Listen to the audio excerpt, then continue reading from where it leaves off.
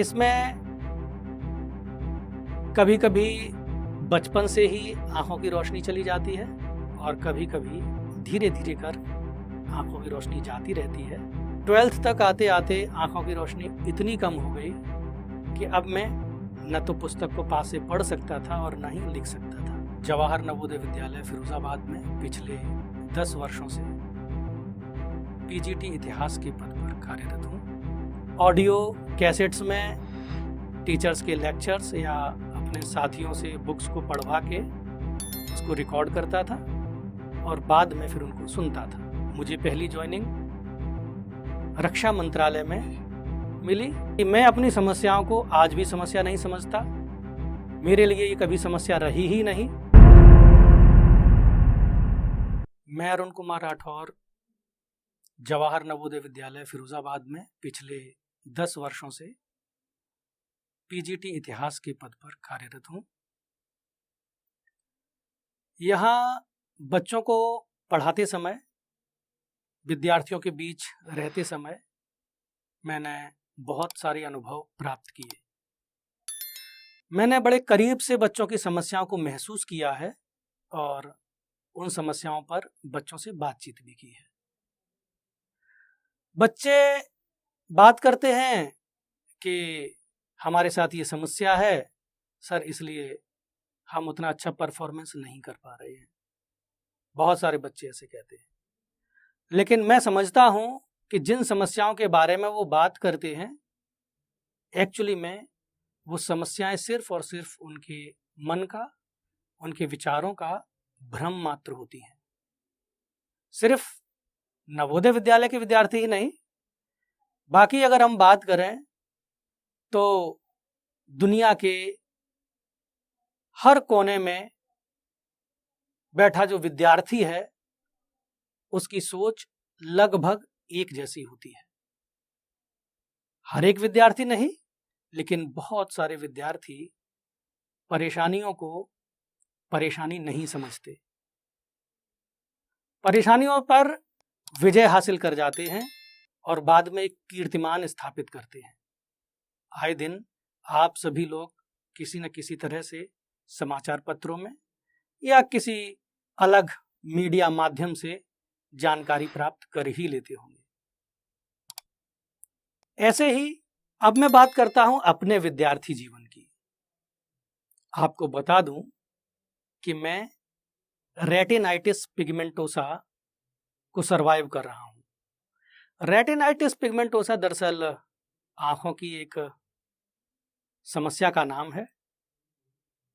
इसमें कभी कभी बचपन से ही आंखों की रोशनी चली जाती है और कभी कभी धीरे धीरे कर आंखों की रोशनी जाती रहती है और एक निश्चित समय के बाद आंखों में बहुत कम रोशनी बचती है। जब मैं 6th, 7th, 8th का विद्यार्थी रहा, उस समय मेरी आंखों में विजन कम था, लेकिन इतना कम नहीं था। मैं पास से उजाले में किताबों को पढ़ सकता था और लिख भी सकता था। हैंड राइटिंग मेरा बहुत अच्छा था। 9th, 10th तक आते आते मेरी आंखों की रोशनी कम होती चली गई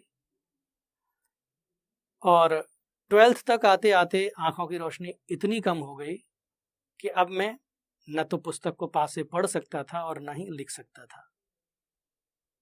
ऑडियो कैसेट्स में टीचर्स के लेक्चर्स या अपने साथियों से बुक्स को पढ़वा के उसको रिकॉर्ड करता था और बाद में फिर उनको सुनता था। अपने मित्रों से मैंने मदद ली।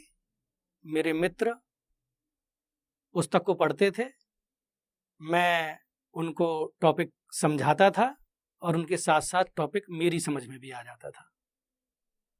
इस तरह से मैंने 12th, graduation, post graduation, BEd ये सभी परीक्षाएं पास की और इसके बाद नेट क्वालिफाई किया और इसी तरह से आगे प्रतियोगी परीक्षाएं देनी शुरू कर दी।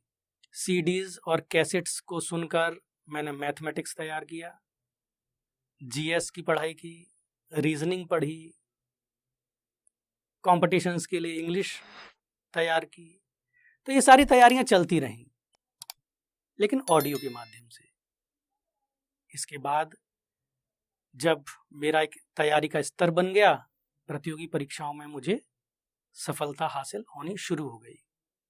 मुझे पहली सफलता तब प्राप्त हुई जब मैंने स्टाफ सिलेक्शन कमीशन की परीक्षा को पास करके एलडीसी पोस्ट के लिए नियुक्ति प्राप्त की। मुझे पहली ज्वाइनिंग रक्षा मंत्रालय में मिली। वहां मैंने लगभग 1 साल कार्य किया। इसके बाद भारत के कंट्रोलर एंड ऑडिटर जनरल के कार्यालय में मुझे हिंदी ट्रांसलेटर की जॉब मिली। और फिर वहां रहते रहते मैंने जवाहर नवोदय विद्यालय की परीक्षा दी, रिटिन पास हुआ और इसके बाद साक्षात्कार दिया और अंतिम परिणाम में मैं सफल हुआ। तो इस तरह से मैं जवाहर नवोदय विद्यालय तक पहुंचा।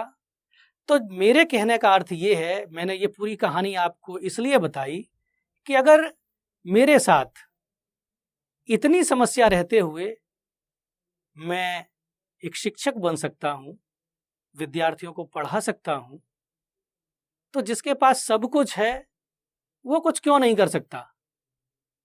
सिर्फ और सिर्फ एक प्रेरणा अर्जित करने के लिए, प्रेरणा को प्रसारित करने के लिए मैंने इस कहानी को आप लोगों के सामने दोहराया। बाकी मैं अपनी समस्याओं को आज भी समस्या नहीं समझता। मेरे लिए ये कभी समस्या रही ही नहीं, और अगर मैं इस समस्या को समस्या समझ लेता तो शायद आप लोगों के सामने इस कहानी को कह ना रहा होता।